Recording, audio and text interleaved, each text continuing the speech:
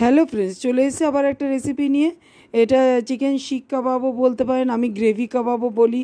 কেন কি এটা আপনাদের মতো নাম দিতে পারেন, কিন্তু সত্যি খেতে খুব ভালো হয়। শিক কেন, যেহেতু সেটা শিকের ভিতরে হয় দেখেই আমি বলছি। আর এখানে আমি চিকেনের কিমা বানিয়ে নিয়েছি। ওর মধ্যে শুকনো লঙ্কার গুঁড়ো, একটু নুন, মিষ্টি, কাঁচা লঙ্কা বাটা, রসুন আদা বাটা সবই আমি দিয়েছি। আর ওটাকে বাইন্ডিং করার জন্য আমি চালের গুঁড়ি দিয়েছি, আর এর সঙ্গে বাটারটা দিয়েছি, আর ফ্রেশ ক্রিম দিয়েছি। ফ্রেশ ক্রিম বলতে আমি দুধের শটটা দিয়েছি, আপনারা ফ্রেশ ক্রিম চাইলে দিতে পারেন। খেতে খুবই ভালো হয়, তাতে কিন্তু চিকেনটা খুব সফট হয় বাটার দিলে। এবার আমার কাছে ছিল স্টিলের স্টিক ছিল, আপনাদের কাছে যে স্টিক থাকবে সেটার মধ্যে আপনারা বাইন্ডিং করবেন, কিন্তু হাতের মধ্যে একটু তেলটা মাখিয়ে নেবেন। যেটা আমি দেখাতে পারিনি, স্কিপ করে গেছি আমি ওটা। আমি হাতের মধ্যে একটু তেল মাখিয়ে নিয়েছিলাম, নিয়ে আমি এবার বাইন্ডিংটা করব স্টিলের ওর মধ্যে করে নিয়ে, স্টিলের স্টিকের মধ্যে করে নিয়ে তার মধ্যে আমি এটা ভালো করে মাখিয়ে নিচ্ছি। যেন এটা ভালো করে মাখিয়ে, আমি কিন্তু এই যে কিমাটা করেছি এর মধ্যে কিন্তু জল দিইনি এক ফোঁটাও। এই যে দেখুন, স্টিকের মধ্যে ঢুকিয়ে আমি এবার এটাকে বাইন্ডিং করছি। এই যে দেখুন, এইভাবে আমি করব, করিনি, আপনাদের দেখাচ্ছি যে কীভাবে আমি করিনি। তবে আস্তে আস্তে আমি স্টিলের শিক, মানে যে শিকটা আছে ওটা বের করে নেব। বের করে নিয়ে আবার আপনাদের দেখাবো, আবার আমি ঢুকিয়ে দেখাবো যে এইভাবেই করতে হয় শিক কাবাবটা। এটা আপনারা ইচ্ছে করলে ফ্রাই হিসাবেও খেতে পারেন, আবার গ্রেভি, আমার মতন গ্রেভি বানিয়ে খাবেন বাটার নানের সঙ্গে, যেটা খেতে দুর্ধর্ষ হয়েছে। আর আমার বাটার নানের রেসিপি আমার মৌসুমি রান্নাঘরে দেওয়া রয়েছে, তাই জন্য আমি নতুন করে রেসিপিটা দিইনি। আর তার সঙ্গে আমার তন্দুরি রুটিটাও দেওয়া রয়েছে। এই একই রেসিপিতে দুটো জিনিস করা যায়, বাটার নানও করা যায়, আবার ইচ্ছে করলে আপনারা তন্দুরি রুটিও করতে পারেন। যে এই দুটো রেসিপি আমার দেওয়া রয়েছে, আপনারা অবশ্যই দেখে নেবেন। এবার আমি এগুলো এইভাবে বানিয়ে নেবো। এই যে দেখে অনেকগুলো বানিয়ে নিয়েছি। এগুলো পিস করলে কিন্তু অনেকগুলো হয়। আমার প্রায় 19-20টা পিস হয়েছে এটার থেকে। তারপর আমি তেলের মধ্যে বলা যাবে না, কড়াইয়ের মধ্যে অল্প একটু রিফাইন তেল দিয়েছিলাম, আর দিয়েছিলাম বাটার। আমি তার আগে স্টিকটা দেখিয়ে দিচ্ছি যে এইভাবে আমি স্টিলের স্টিক দিয়ে করেছি। আপনারা কাঠি দিয়েও করতে পারেন। এই যে আমার তেল আর বাটারটা গরম হয়ে গেছে, গরম করতে দিয়েছি। গরম হয়ে গেলে এবার আমি আস্তে আস্তে একটা করে শিকগুলো আমি ছেড়ে দেবো। আমি কাঠি সমেত তো ছাড়া যায় না, তাহলে ভাজা হবে না। আর যেহেতু এটা স্টিলের স্টিক করাও যাবে না, তাহলে আমি বের করে নিয়ে একটা করে আমি ছাড়বো। প্রথম ভেবেছিলাম আমি দুটো করে ছাড়তে পারবো, তবে দেখলাম না, দুটোর জায়গায় অনেকগুলোই ছাড়া যাবে, তাই জন্য আমি একটা করে প্রথম ছাড়ছি। তারপরে আমি 4টে ছেড়েছি একসঙ্গে। আমি 4টেই এপিট ওপিট করে একটু ভেজে নিয়েছি লাল লাল করে। আপনারা ইচ্ছে করলে এটা হালকাও ভাজতে পারেন, কিন্তু আমি একটু লাল লাল করেই ভেজেছি। দেখুন আমি ভেজে নিচ্ছি সবগুলো। এই যে লাল লাল হয়ে গেছে, একটুখানি গোল্ডেন ফ্রাই হয়ে গেছে চিকেনগুলো। এটার কিন্তু পুরোটাই চিকেন, এর মধ্যে কিন্তু কিচ্ছু নেই ভেজাল।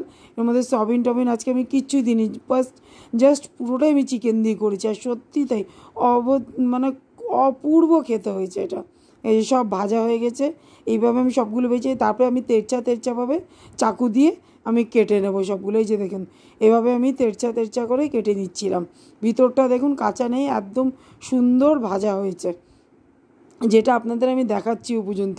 খুব সুন্দর ভাজা। আপনারা এইভাবেও কিন্তু ভেজে খেতে পারেন, চাট মশলা দিয়ে, এর সঙ্গে একটু সস নিয়ে, পেঁয়াজ স্যালাড হিসেবে পেঁয়াজ নিতে পারেন, শসা নিতে পারেন, নিয়ে খেতে পারেন। ওটাও কিন্তু খেতে ভালো লাগবে। কেন, আমি ছেলেকে দিয়েছিলাম তো, ছেলে বললো খুব সুন্দর হয়েছে খেতে মা ভাজাটা, আর গ্রেভি করতে হবে না। কিন্তু গ্রেভি না করলে তো হবে না, তাহলে বাটার নানের সঙ্গে খেতে পারবো না আমি। এই যে দেখুন এতগুলো টুকরো হয়েছে, আমি বললাম না 20-21টা মতন মনে আমার টুকরোটা হয়েছে, এতগুলো পিস হয়েছে আমার। এবার আমি চলে যাবো গ্রেভির ওতে, যেটাতে গ্রেভিতে আমি নিয়েছিলাম পেঁয়াজ, আদা, রসুন আর কাজু বাটা নিয়েছিলাম। ওর মধ্যে আমি একসঙ্গে বেটে নিয়েছি, আমি আলাদা আলাদা করে বাটিনি। তার আগে আমি দেখিয়ে দিচ্ছি যে চিকেনটা কি সফট ছিল। এখানে দেখুন আমি বাটার নানের জন্য যে ডোটা মেখেছিলাম কীরকম ফুলেছে দেখুন, ইস্ট দেওয়ার কারণে এতটা ফুলে গেছে দেখুন, পুরো থালার মধ্যে লেগে গেছে।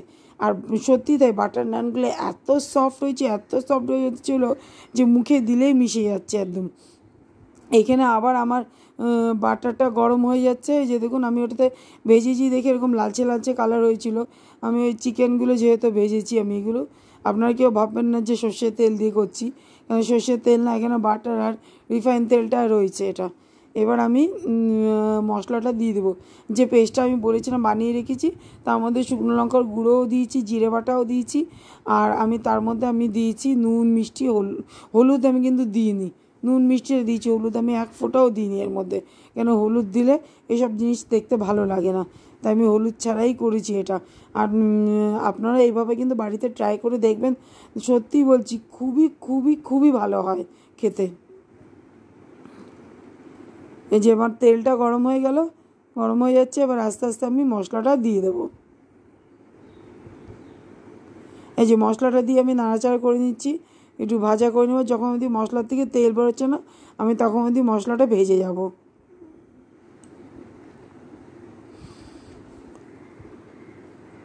এই যে মশলাটা আমি ভেজে নিচ্ছি, তেল ছাড়তে আরম্ভ করেছে হালকা হালকা, তা আমি একটুখানি আর একটু ভালো করে ভেজে নিচ্ছি আমি। এই যে এরপরে আমি একটুখানি গরম মশলা দিয়েছিলাম, আপনারাও কিন্তু গরম মশলা দেবেন।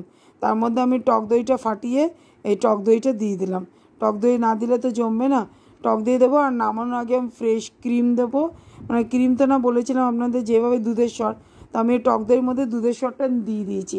আর নামানোর সময় আমি দেবো রোস্টেড করা কাসুরি মেথি, যেটাতে ফ্লেভারটা আরও সুন্দর হয়েছে ফ্লেভারটা। এই যে দেখুন আমি একটু কষিয়ে নিচ্ছি, যখন দিয়ে তেল বেরোচ্ছে না, কেন দই দেওয়ার পরে কিন্তু এমনিই দেখবেন একটু তেল ছাড়ে।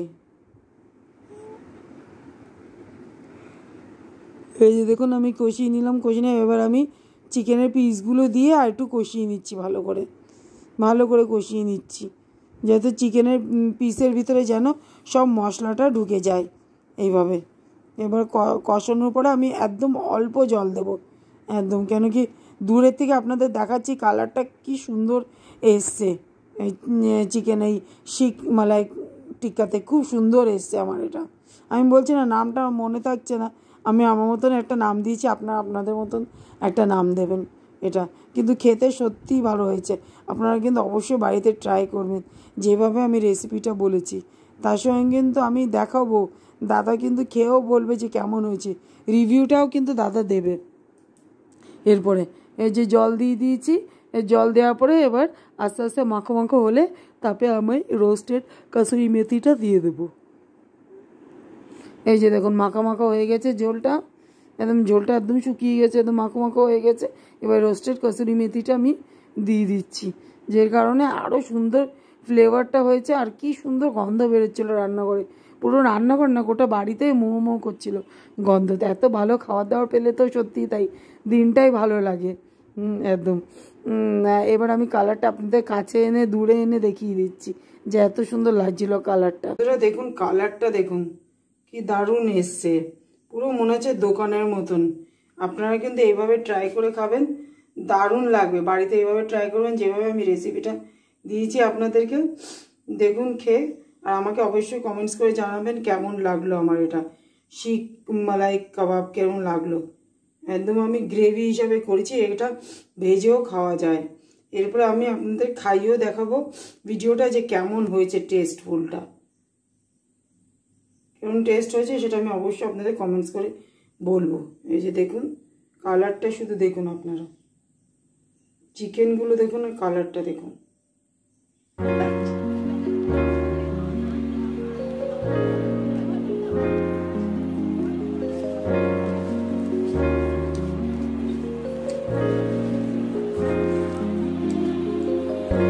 বলো খেয়ে রিভিউটা দাও কেমন হয়েছে।